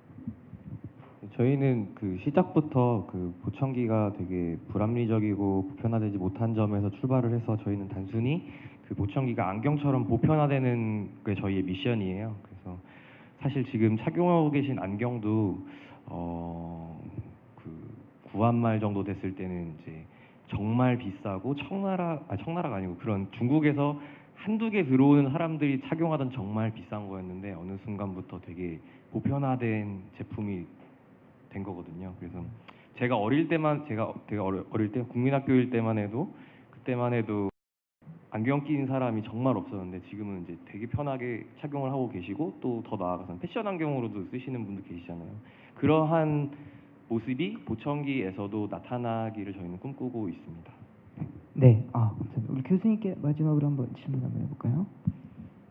네, 교수님께 질문 드리겠습니다. 이거는 제 개인적인 질문이기도 한데요. 저는 지금 공학 계열 3학년에 재학 중인데 저 같은 경우는 지금 졸업을 바로 하고 취업을 할지 아니면은 대학원을 가서 공부를 좀 더 하고 그 다음에 생각을 해볼지 뭐 계속 박사학위를 따거나 뭐 그런 식으로 갈지 이런 거에 대해서 되게 고민을 많이 하고 있어요. 근데 아마 3학년이나 4학년 되는 뭐 공대 학생들은 아마 이런 고민이 많을 것 같아요. 이런 학생들에게 한 말씀 해주신다면 어떠한 조언을 해주실 수 있으실지. 아직 뭔가 미래가 불확실한 학생들, 그러니까 요즘 대부분의 학생들이 뭐 대표님처럼 뭐 4학년 때 나는 해야겠다 그런 것도 있지만 대부분의 학생들이 졸업을 하고도 석사를 가야 될지 뭐 이런 걸 고민하는 친구들 있잖아요. 이런 친구들은 석박사를 가라. 그리고 이런 친구들은 사회에 나가라. 뭐 그런 혹시 한 말씀 해주실 만한 학생들한테? 글쎄요, 뭐 저는 꼭 이런 친구는 무조건 취업으로, 이런 친구는 무조건 진학으로 이렇게 이분법적으로 좀 보기는 좀 어려운 부분이 있다라고 생각이 들고요. 근데 이제 먼저 좀 제가 좀 말씀드리고 싶은 건 여기 있는 대부분 앉아 있는 분들이 이제 또 3학년 학생들이 많습니다. 그러다 보니까 좀 4학년 학생들이라고 하더라도요.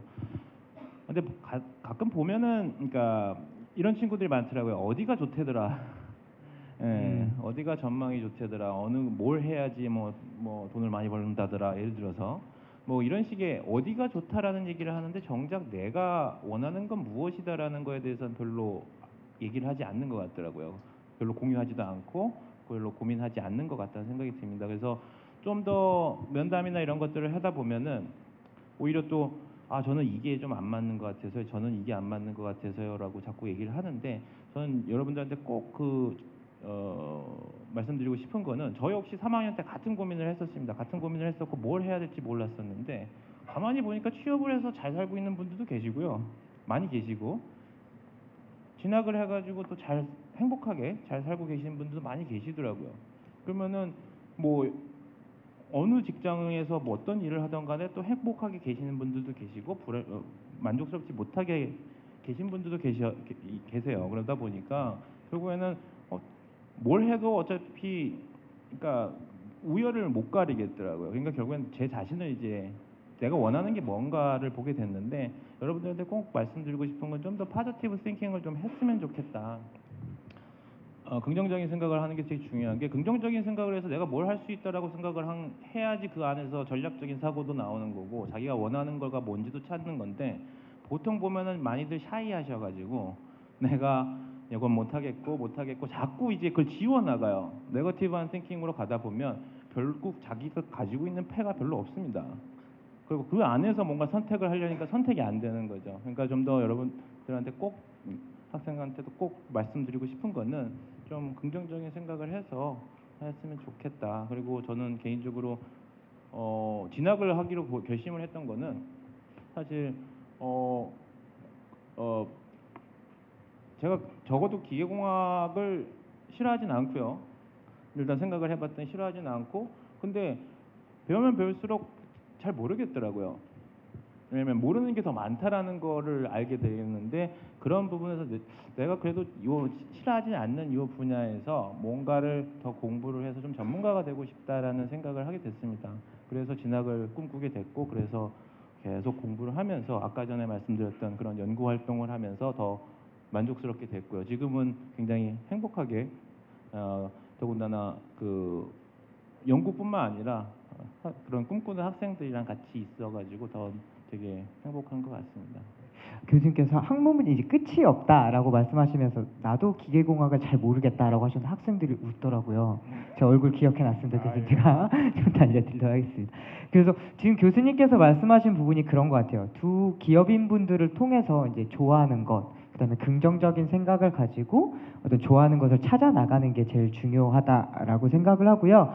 여기 대학생 MC들 질문 말고 오늘 현장에 한 180여 명의 학생들이 와 있는데 현장에서 한번 두 분에게 혹은 교수님께 질문하실 수 있는 시간을 드릴 거예요. 우리 혹시 질문 뭐 있으신 분 혹시 있으신가요? 교수님, 한양대 학생들이 원래 질문이 이렇게 없나요? 없나요? 어떤가요? 혹시 질문 하실 학생 없나요? 현장에? 나는 혹시 기계공학과 학생도 한번 손들어 보시죠. 기계공학과 아닌 학생도 한번 손들어 볼래요? 아, 다 기계공학과예요? 이렇게 기계공학과 학생이 이렇게 많았나요? 혹시 질문 없나요? 질문 없나요? 네, 여기.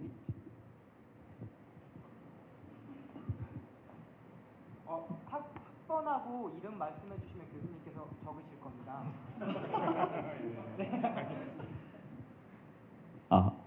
예, 1학번 이명기 학생입니다. 제가 질문시킨 건 지금 모에딕의 김재성 대표님께 질문드리고 싶은데 아까 전기차에 대해서 말씀하셨는데 제가 알기로 전기차 같은 경우 배터리 문제가 가장 큰 문제이고 거기에 따른 수명도 문제 있는데 거기에 따른 기술 기반이 가장 큰 문제라 들었거든요. 혹시 그리고 또한 중국에서도 이 전기차에 대한 많은 관심을 가지고 있고 거기에 대한 투자가 이루어지는 걸로 알고 있습니다. 그래서 만약에 전기차를 만드신다면 그 전기차 혹시 다른 회사에 비해서 어떤 경제성을 가지고 있고 어떤 특징을 가지고 있는지 혹시 알려줄 수 있으신가요? 네, 일단은 뭐 그 배터리 부분 뭐 사실 많이 질문을 받아요. 배터리를 어떻게 뭐 기술이 있냐 뭐 부분이 있는데 약간 오해를 하고 있는 부분들이 좀 있어요. 그러니까 전기차면 배터리를 만드는 줄 아는데 사실 팩만 만들거든요. 사실상 이제는 산업이 어떻게 바뀌냐면은 이제 전기차 시대에는 중요한 핵심 부품들은 대기업이 부품 산업을 하게 될 겁니다. 그리고 이제 중소기업이 차를 만드는 약간 반대로 되는 상황이 될 것 같은데 왜냐면은 뭐 배터리 셀을 만드는 기술이라든지 아니면 센서를 만드는 기술이라든지 자율 중에도 뭐 이렇게 라이노 센서든 뭐 센서들이 들어가는데 그런 센서들은 사실상 중소기업이 개발할 만한 성질의 것은 좀 못 됩니다. 그래서 그런 부분들은 자연스럽게 이제 대기업들이 그런 많은 연구개발 투자를 해서 하게 될 거고요.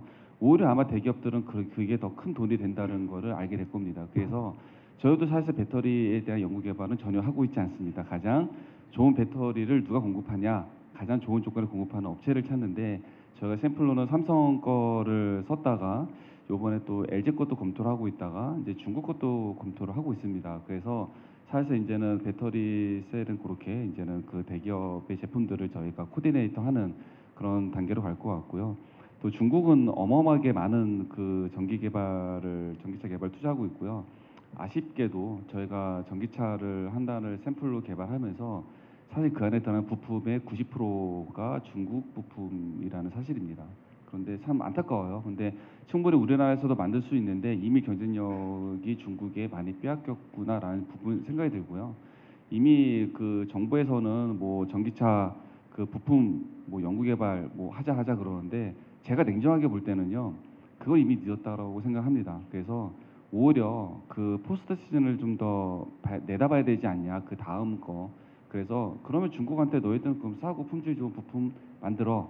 그럼 우리는 그걸 가지고 더 경쟁력 있는 제품을 만드는 기술이 더 중요할 때가 아닌가라는 생각이 들어요. 그래서 오히려 사실 그런 쪽이 더 아이덴티나 기술력으로 갖고 와야 되는데 지금 뭐 중국이나 미국이나 그런 쪽에서 이렇게 전기차 막 부품 사업 막 발전하고 있고 하고 있으니까는 그거 따라가지 않은데 사실 따라가면 따라갈수록 저희는 더 뒤처진다라고 보고 있습니다. 따라가는 게 아니라 좀 앞질러서 길목을 좀 선견적인 어떤 그런 그 시각을 갖고 그 다음 시대에 뭐가 올 거라는 거를 우리가 좀 예견하는 게 더 중요하지 않나는 생각이 들고요. 그래서 지금 중국이 열심히 부품 사업을 만들고 시장을 커 나갈 때 저희는 뭔가 그거를 가지고 새로운 부가가치를 만들 수 있는 새로운 파생 상품을 만들 수 있는 어떤 그러한 전략을 지금 세우고 있습니다. 사실 그게 아직 뭔지는 정확하게는 모르고 있지만 사실 그걸 목표로 이렇게 하고 있습니다. 답이 됐는지 모르겠습니다. 네, 혹시 또 질문? 네, 조기 학생.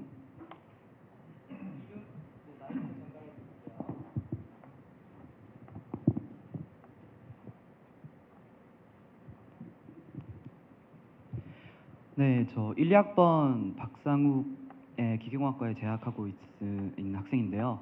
저 기업가 두 분에게 질문드리고 싶은데 저희가 사실 저나 친구들이나 창업에 있어서 아이템에 대한 생각들은 사실 많이 하고 좋은 아이템, 이런 아이템 하고 싶다라는 사람들은 많지만 사실 막상 그 아이템에 대한 아이디어만 가지고 창업 현장에 뛰어들기가 두려운 게 사실인데요.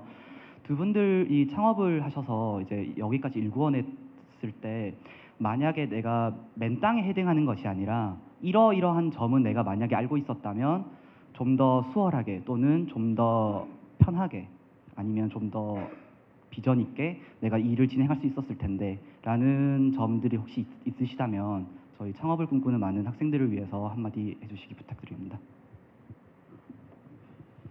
예, 제가 먼저 답해드리겠습니다. 좀 전에 아까 마지막에 그 교수님이 하신 자신이 뭘 좋아하는 거에 집중하라는 걸 상당히 저도 많이 공감하는 말이고요. 어디 가서 이렇게 얘기하다 보면은 그 연금술사라는 책에 보시면 제가 구절은 정확하게 기억이 안 나는데 마음의 목소리를 들어라라는 구절이 있습니다. 그만큼 우리가 마음의 목소리를 듣지 못하고 있는 게 아닌가라는 생각이 들어요. 그거에 대해 연습이 안 돼 있다라고 생각이 드는데 사실 창업이라는 건요, 냉정하게 봐야 될 부분들은요, 그 성공할 확률이 뭐 10%라고 보시는 게 저는 맞다라고 봐요. 그러면은 90%의 부정과 10%의 가능성만 보고 하는데 우리가 창업할 수 있는 부분들은요, 10%의 가망성을 얼마큼 긍정적으로 보냐에 따라서 저는 달려있다고 봅니다. 그만큼 저는 뭐든지 일이 그런 것 같아요. 90%의 성공 가능성이 있는 아이템은요, 사실 이미 누군가 다 하고 있고요. 이미 시장이 이제는 그 레드오션입니다. 다 할 수 있는 부분들입니다.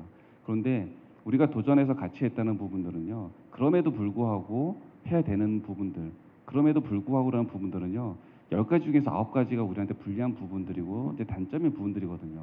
그래서 저 같은 경우는 어떻게 하냐면 저는 지금까지 가구 회사 창업했고요. 그다음에 그 매거진도 발행을 했고요. 백화점 쪽에 유통도 했었고 이제 패션 쪽 하고 지금 자동차 이렇게 한 4-5개 그 창업을 이제 하고 있는 부분들인데 그 경험을 쌓다 보니까요.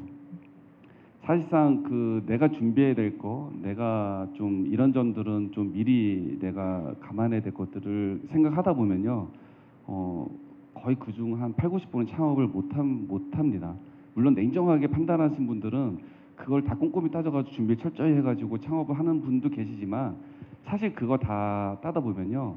결국에는 답이 실패할 확률 90%라고 답이 나오거든요. 그러면은 바보가 아닌 이상 못하는 부분이에요. 그런데 약간 그 창업을 할 때는요, 좀 마음에 좀 그 콩깍지를 좀 씌워야 될 것 같습니다. 그래서 본인의 마음의 목소리를 듣고 내가 좋아하는 게 이건데 이거에 대한 10%의 가망성을 더 크게 볼 수 있는 어떤 긍정적인 마인드가 중요한 것 같아요. 그러면은 어떤 90%의 9가지의 잘못된 점들이나 사실 어려운 점들은 정말 그때그때 헤쳐나갈 수 있다고 봅니다. 근데 사실 어떤 어려움이 생길지 옆에 대표님도 말씀을 그때 하셨지만 변수가 너무너무 많아요. 그래서 우리가 예상치 못한 변수가 너무너무 많기 때문에 처음에 예상을 하고 시작했다가 예상치 못한 어떠한 변화가 왔을 때는 사실 당황스럽고 포기하게 될 게 많게 되는데 아예 처음부터 나는 어떤 어려움이 오더라도 내가 만들고 싶은 거 이거 하나만 보고 내가 도전하겠다라는 어떤 그 마음가짐이 저는 더 가장 준비해야 될 부분이 아닌가 싶습니다. 그래서 창업할 때는 마음을 굳게 먹고 마음을 오히려 이미 어려울 거 예상하고 좀 마음을 그렇게 고쳐 먹으면 오히려 그게 가장 큰 자산이 되고 좀 준비가 되지 않을까라고 생각합니다. 그 대표님께서 말씀하신 부분 중에 공감 간 부분이 그 단어 중에 그럼에도 불구하고라는 말인데 창업을 하시는 분들을 많이 만나보면 내가 이 사업을 굳이 해야 되나? 라는 생각과 그럼에도 불구하고 내가 해야겠다라는 생각을 가진 두 분류의 사람으로 나뉜다고 하더라고요. 혹시나 그런 창업의 꿈을 가지고 있으신 분이라고 한다면 이 사업 아이템에 대해서 굳이 혹은 그럼에도 불구하고를 그 단어를 좀 생각해 주시면 네, 좀 더 좋지 않을까라고 네, 보충 설명드리고요. 우리 올리브 유니온 대표님 한번 학생 질문. 네. 여기에 그 3학년이신 분들이 많으니까 막 네. 군필자들이 좀 있으실 것 같은데 물어볼까요? 3학년이면 군대를 다녀고 복학할 학년 아닌가요, 한국에선? 아, 그쵸. 네, 대부분이 네, 그쵸. 제가 빗대어서 말하고 싶은 게 군대를 가기 전에 이제 군대를 전역한 친구들이나 부모님한테 뭐 군대 가면 이래 하다 이런 얘기를 되게 많이 듣고 군대를 감에도 불구하고 경험하는 거는 정말 다른 세상이잖아요. 창업도 비슷한 것 같아요. 주변에서 이거 보고 이런 책 읽어보고 여러 가지 사례를 다 접해도 진짜 실질적으로 해야겠다 하고 회사를 때려치고 나와서 딱 시작을 하게 되면 이제 그때부터는 완전히 새로운 그거기 때문에 저는 뭐 물론 이제 창업을 하고 싶어서 여러 가지 테스트를 하고 검증을 하고 더 안정적으로 하고 싶어 하겠지만 시작을 하지 않으면 모르는 것 같아요. 근데 만약에 그런 쪽으로 해보고 싶다면 저는 차라리 조금 더 젊었을 때, 그 책임질 가정이 없을 때 대학생일 때 해보는 게 정말 이상적인 것 같아요. 그래서 제가 만약에 이제 과거로 돌아갈 수 있다면 저도 이제 학부생일 때 이런저런 테스트를 도전을 더 많이 해봤을 것 같아요. 그런 것들이 생각보다 되게 큰 자산이 되고 향후에 어떤 진로가 선택을 해서 가는 데 있어서 엄청 큰 자산이 되는 것 같아요. 그래서 고민할 시간도 없이 그냥 뭔가를 계속 꾸준히 도전해보고 트라이해보는 게 정말 좋을 것 같습니다. 가정 꾸리기 전에 창업하라니까 다 웃으셨거든요. 그죠? 아무래도 가정이 있으면 조금 도전하기가 조금 힘든 것 같은데 우리 마지막으로 우리 대학생 한 분 혹시 질문하실 부분이 있으신가요? 없으신가요? 네. 어디 손 한번 높게 드시겠어요? 네.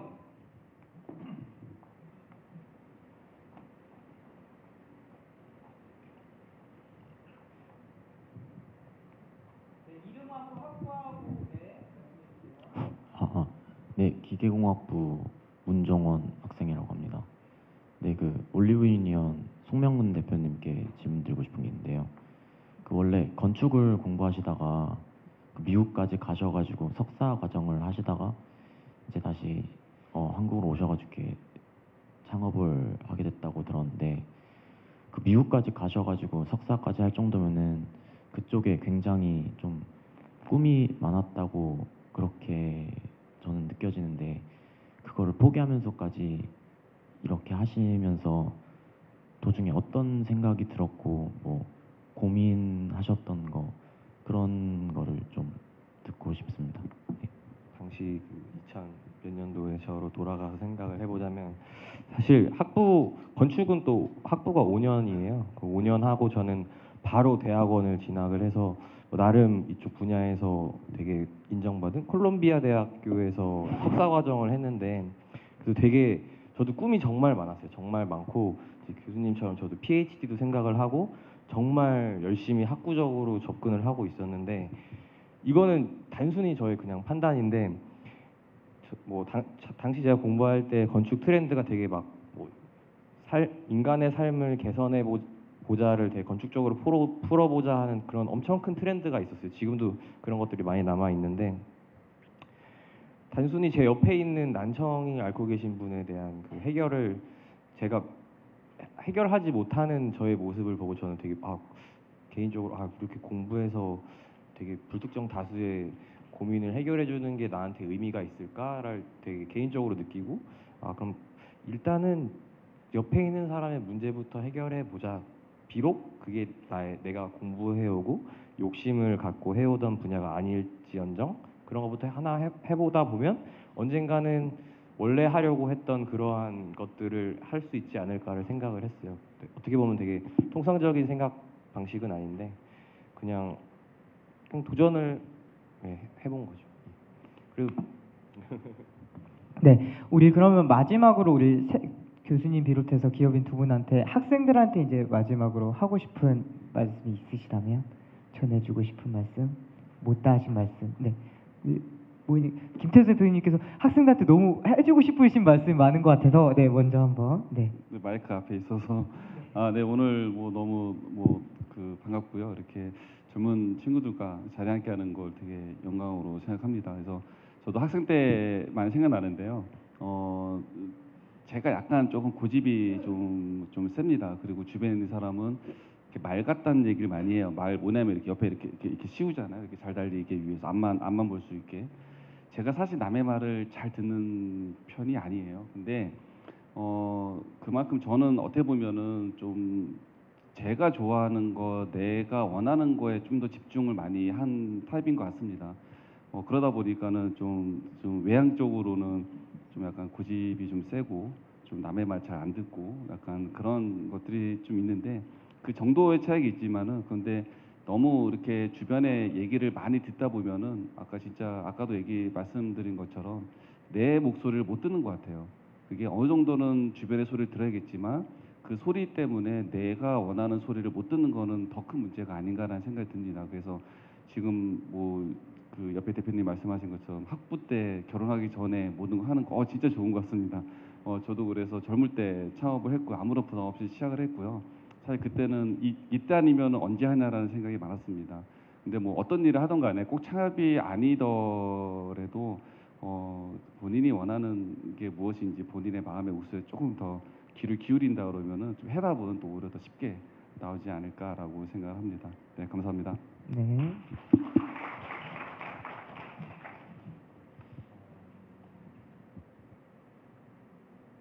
좀 생각할 시간 드리고 교수님께서 먼저 우리 학생들한테 네, 간단하게 네. 제가 좀 마지막으로 말씀드리고 싶은 거는 하여튼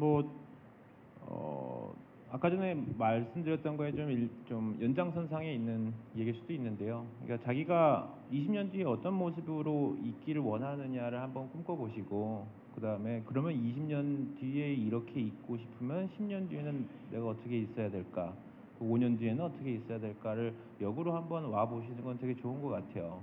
그랬을 때 아까 전에 말씀드렸던 것처럼 자꾸 나는 못해 안 돼 이게 아니라 내가 이걸 5년 뒤에 예를 들어서 목표 형성이 됐다면 나는 할 수 있다라는 생각이 되게 중요한 것 같습니다. 사람이 그 꿈을 꾸고서 계속 그거를 조금씩 그거를 단계별로 성취해 나가는 게 결국에는 하나의 행복한 삶이지 않나라는 생각이 듭니다. 그래서 천편일률적으로 처음에 왔을 때 학생들 꿈이 뭐예요라고 물어보면 근데 사실 대학 입학할 때는 굉장히 꿈이 버라이티하고 되게 다양하시거든요. 근데 이제 들어와서 좀 얼마 안 있어서 이제 면담을 하면 특정 기업에 집중이 됩니다.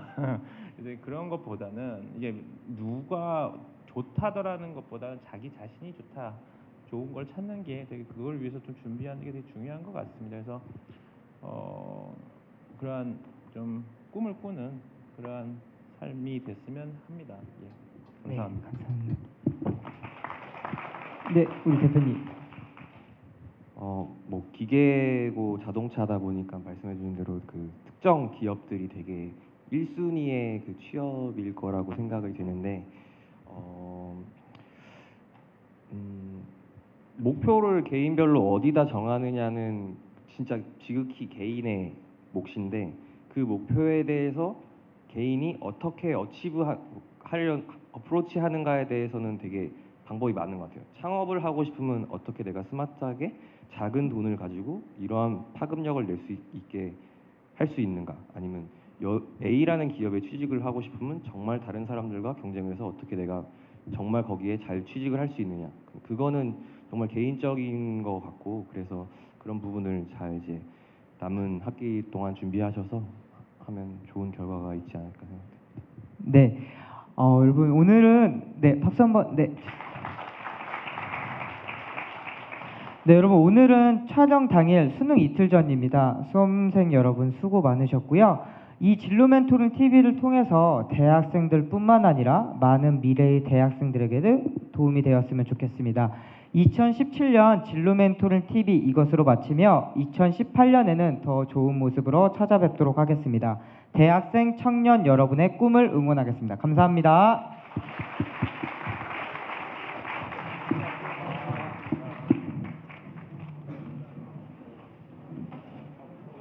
네, 나가실 때 그 햄버거하고